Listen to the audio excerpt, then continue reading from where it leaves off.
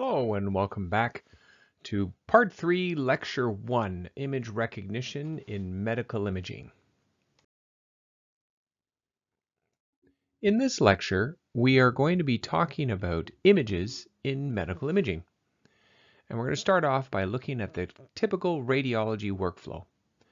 So inevitably, it starts with the acquisition of the images. There can be numerous modalities that can contribute to this. But once they've been captured, there is pretty much always a pre-processing step of the images before we can actually view them or use them. Once they've been pre-processed, they will be displayed for the radiologist or acquired in another system, which we'll talk about later. And at this point, we have what's called image-based tasks, which we're going to talk about in a minute. And following the task, so basically what the radiologist will need to do is reporting. So essentially the image-based task will inform the reporting process, and that report will then be shared with what's called integrated diagnostics, which means that the report will contribute to a diagnostic process. So whether it be just informing another clinician who ordered the scan, or it could be incorporated into a clinical decision support software, for instance. Now, if we roll back to the image-based tasks, we can break these down into three categories: detection, characterization, and monitoring. And we're going to start this lecture by talking about detection, which is essentially looking for potential abnormalities within the images based on the changes of what you see in the image. Okay, once again, image-based tasks is the focus. We're going to start with detection, and then we'll follow up with characterization and monitoring in the second half of this lecture 1. So typical detection is going to be performed by radiologists, and they will rely on their skills, their perception, to identify possible abnormalities, which they have acquired through training. Now, interestingly, they will also have cognitive skills to either confirm or reject what they see. Now, I guess the piece that's brought up over and over and over again is, can artificial intelligence and machine learning replace a radiologist who's doing those two tasks? So one is the detection, and then it's followed up with a cognitive ability to make a decision. And so that's what we're obviously talking about in this course, and it's up to you to decide if you think that it is possible or not. It is currently not possible, but there are many people who believe that it will be. And I agree with them that I do think that an AI/ML solution will come very close to doing what a radiologist does, but I think ultimately it's going to become a moving target. So in the sense that the radiologist is not going to their abilities and their careers are not going to remain static over time. So meaning that as these tools are offered to radiologists, they'll immediately adapt and make use of these new artificial intelligent tools in order to make their job more interesting and enable them to actually perform more and better at what they used to do. So one of the primary goals of the current artificial intelligent machine learning solutions is detection. And I think one of the advantages of an artificial intelligence solution is going to be that it will be more of, actually it will be an objective solution, as opposed to radiologists, which the way they perform their tasks and make their decisions ultimately become or can become a subjective or be part of a subjective decision matrix. Whereas in the AI, it's going to be trained to do exactly what you're asking it to do, and so it will be objective. So before we get into all the AI, machine learning, fun stuff, let's go back a little bit in time to probably the 1950s, 60s when it started, and that is to discuss what's called computer-aided detection. So CAD, it's known as CAD, and in this case, we're just making the distinction for CAD-E, which really means computer-aided detection. And the goal in this case is to reduce false negatives, right? So it's to help you detect correctly what you're looking for. And there are many pattern recognition software out there that will do exactly that. They will, identify features of an image and just bring them to the attention of the radiologist and say, hey, maybe you should have a peek at this to make sure you didn't miss it or to rule it out as not important. Now, CAD-X, on the other hand, is computer-aided diagnosis. And in this case, the goal is to analyze the likelihood that a feature that's observed in an image actually represents something specific to a disease process, which a good example is benign versus malignant cancer. Of course, now becomes the fun of accuracy. So meaning that we need to be mindful in this case that if we have software that is making a diagnosis, that it is accurate and safe, actually, in the sense that you don't want to, subject the patient to unnecessary harm if they are wrongly diagnosed.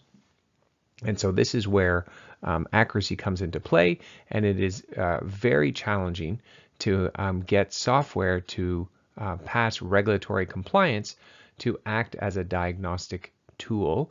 And this is something we've already talked about, and we will talk about later on in the course as well. Let's start talking about machine learning and compare it to computer-aided detection.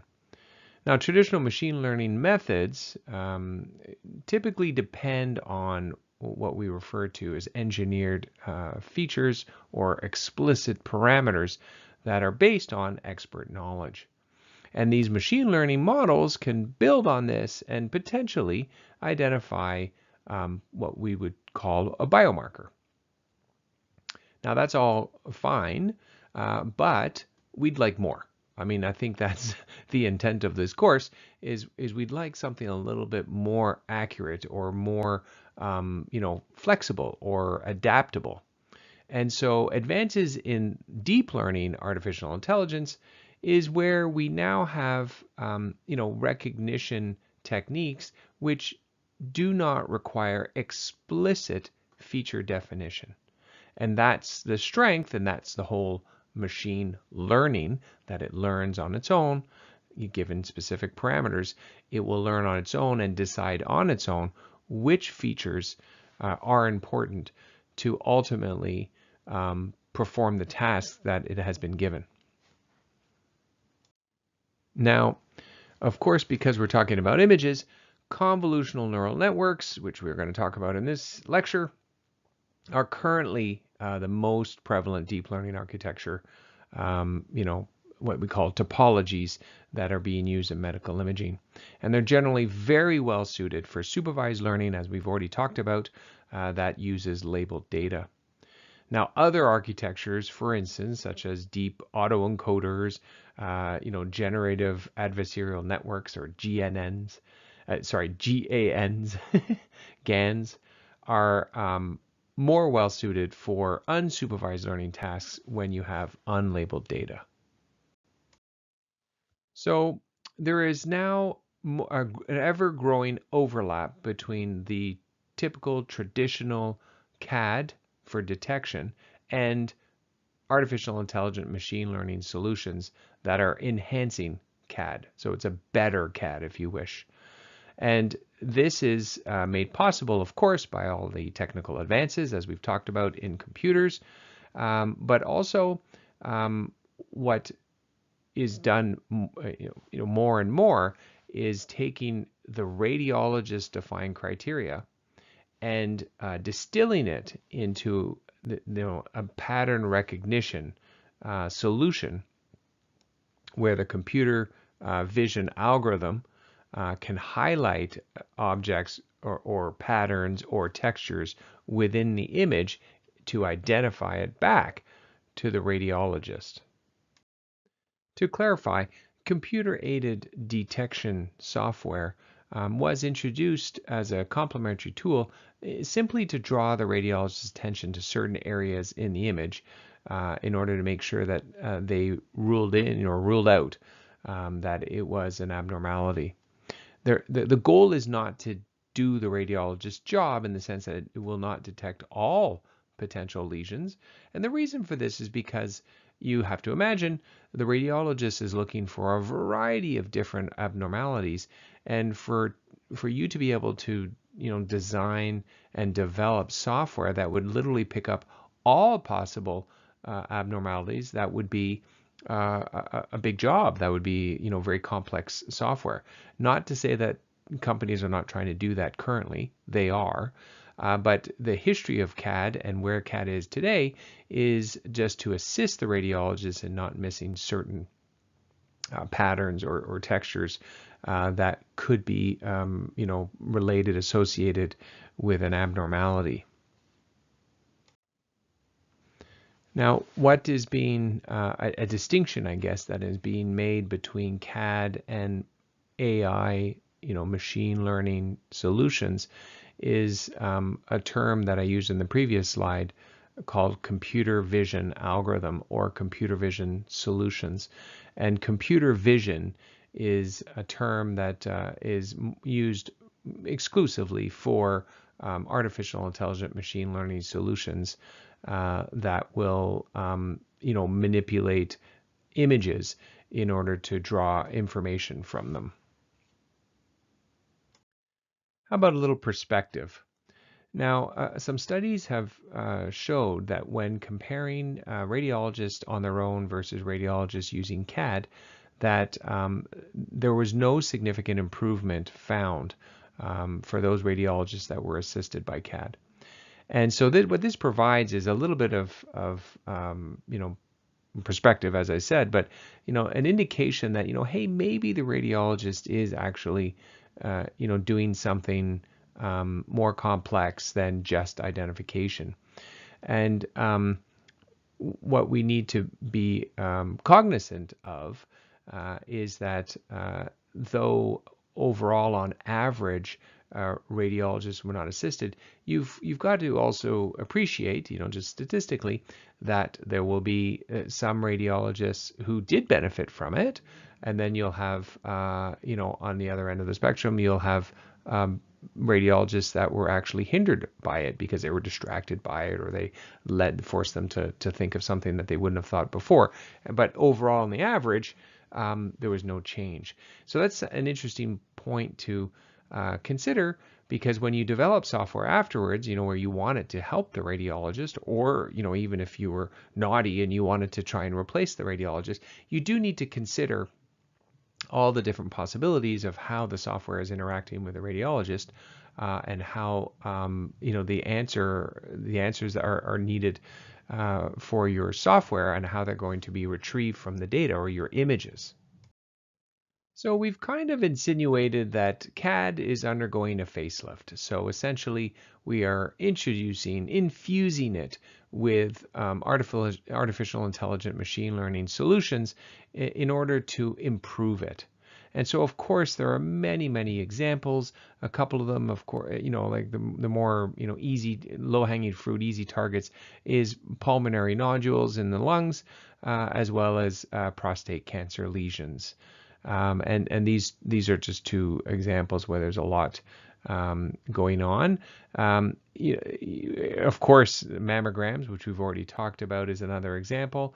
And interestingly, early results show that using CNNs and deep learning algorithms outperforms traditional CAD systems with low sensitivity, while performing very comparably at high sensitivity, and then both show similar performance compared with human readers. Now, there's always room for improvement, of course, and the biggest challenge is, are these solutions generalizable across, imaging modalities, across diseases, even across subgroups of your population? But what we're seeing so far with computer vision and deep learning is that there is optimism that this approach will bring us closer to a generalizable solution. And on the flip side, it brings into question the current systems that are built on predefined features or engineered features. So the two together is kind of driving the research in order to A, validate current systems, and B, improve on them, and try and make them more generalizable, or and the goal for that, of course, is utility, right? The ability to have a one-stop shop would be wonderful, that you just have one system that's going to check for everything and all modalities for all diseases. I mean, ultimately that'd be great. That's a little bit like Star Trek, but I think ultimately that's the driver. So how about clinical diagnosis? So essentially, in terms of the technology, it's going to be very similar because inevitably you're just identifying, the same patterns, except for instead of just bringing it to the attention of the radiologist, you're getting your software to, have as well incorporated a decision analysis in order to decide, is this cancer, is it not cancer, for instance, in the example of mammograms.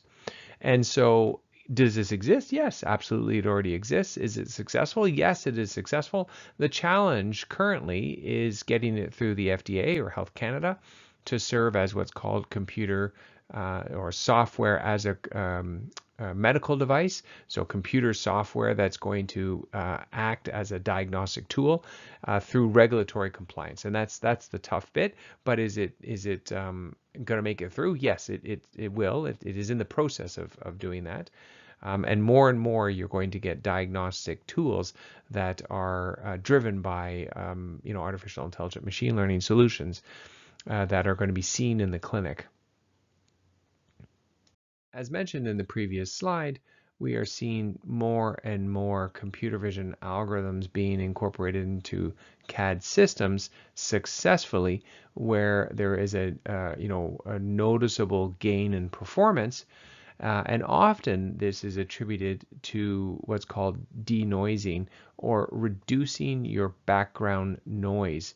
And this is, nothing new in the sense that you always want your signal to noise ratio to be in your favor, meaning that you have a large signal to a lower or lowest background noise possible.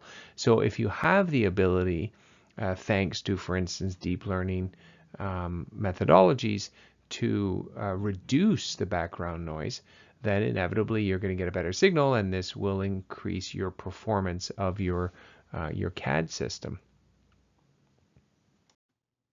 So where are we headed with CAD? So CAD, known as CAD-E and CAD-X, CAD-E for detection, CAD-X for diagnosis, so more clinical decision.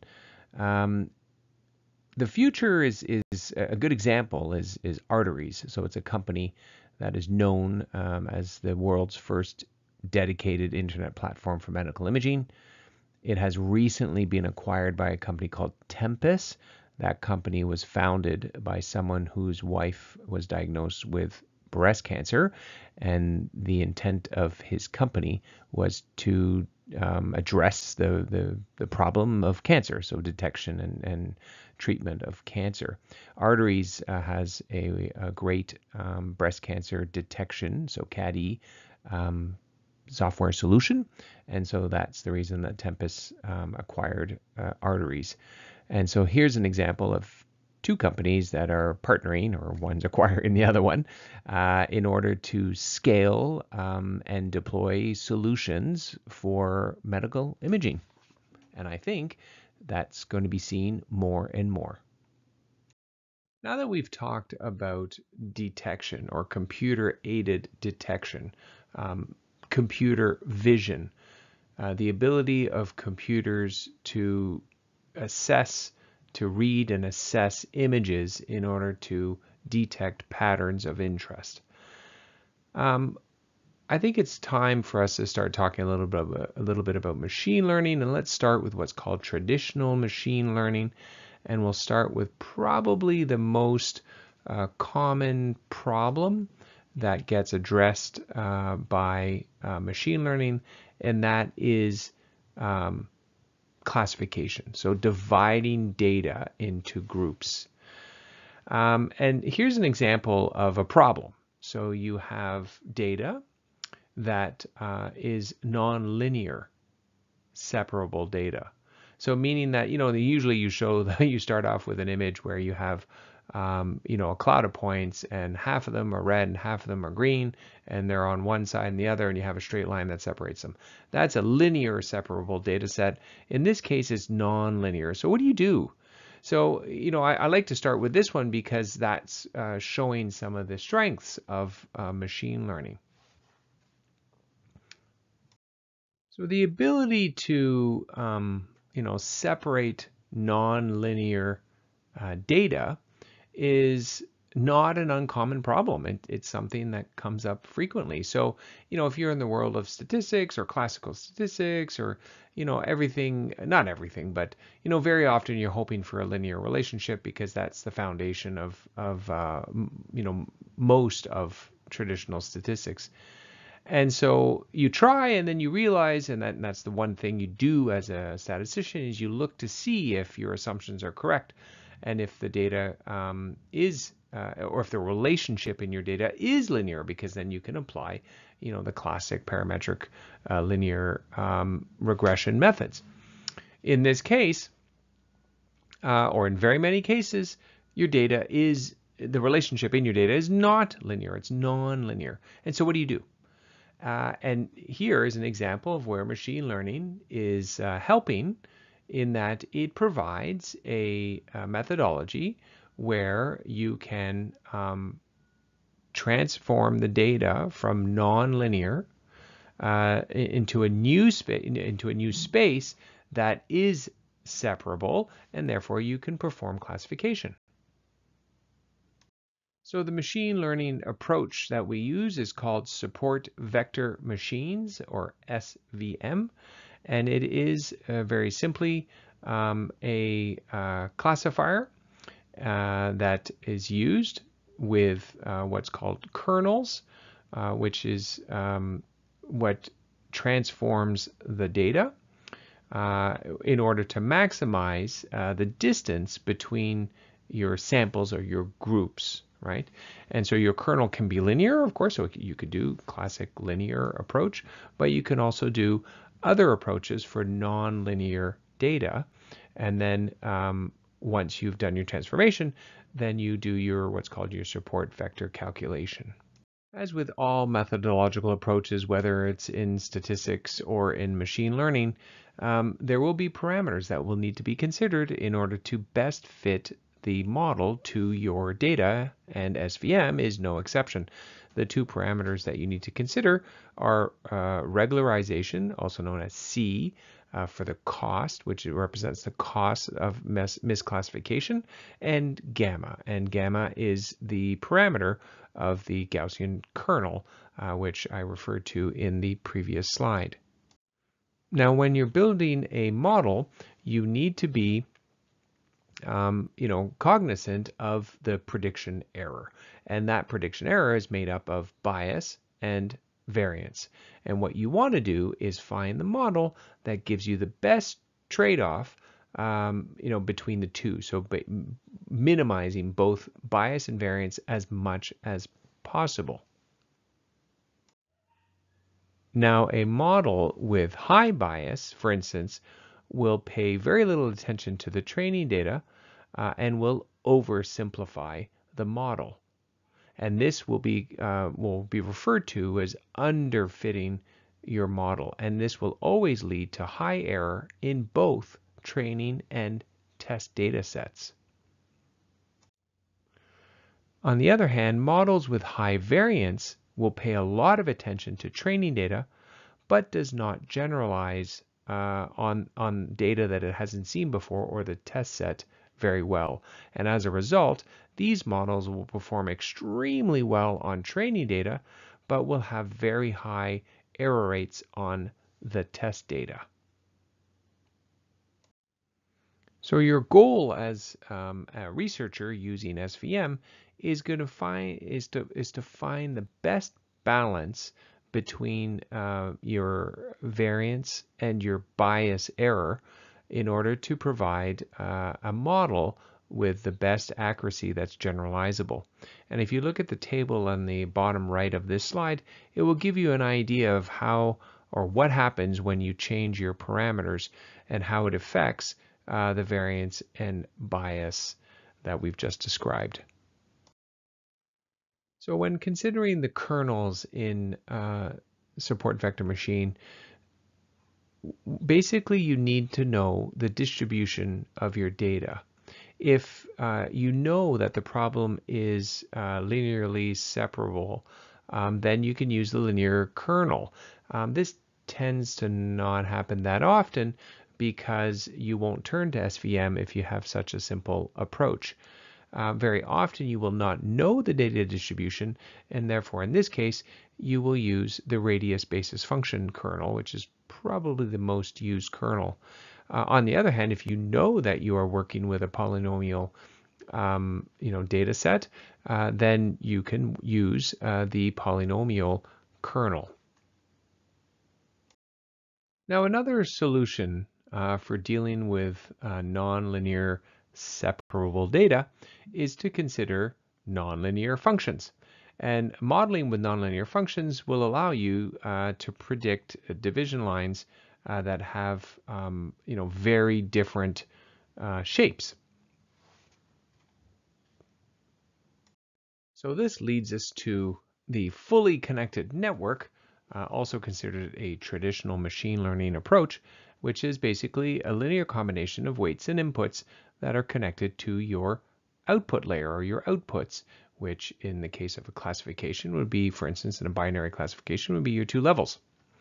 Now, adapting the fully connected network by introducing more and more middle layers, what's considered middle layers, so you have your input layer and you have your middle layers and you have your output layer, is considered the artificial neural network, and I'm sure you've heard of that, or the dense neural network. And the dense neural network is where we're going into deep learning, where you're going to have multiple middle layers. Let's just quickly compare the two approaches. Support vector machines only classify two categories, so that's one of its limitations. Fully connected networks are parametric versus support vector machines, which are non-parametric, as we've seen. Now, support vector machines are simpler, but less typically powerful, and this is probably the main reason why neural networks have seen such great success as of late in all of the artificial intelligent machine learning solutions that are being proposed today. And this is what we're going to now transition to, is talking about neural networks. So that's it for the first half of the first lecture of part 3. When we come back, we will talk about neural networks. See you then.